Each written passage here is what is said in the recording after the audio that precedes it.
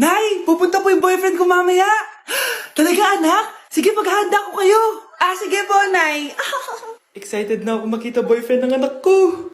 A few moments later. Anak, pupunta din pala yung boyfriend ko mamaya. Tamang-tama, makikita na silang dalawa ng boyfriend ko. Nakaka-excite naman, anak. Wait lang, tawagin ko si Kenneth. Kenneth? Bakit ka pangalan ng boyfriend ko? Baka nagkataon lang. 1 hour later. Tao po. Nay, nandito na po yung boyfriend ko. Sige, pupunta na ako. Anak, nasa na yung boyfriend mo? Kenneth? Boyfriend mo to, anak?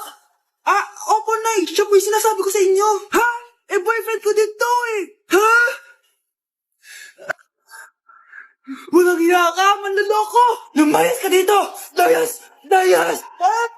Teka lang. Bakit? May kakambal ako.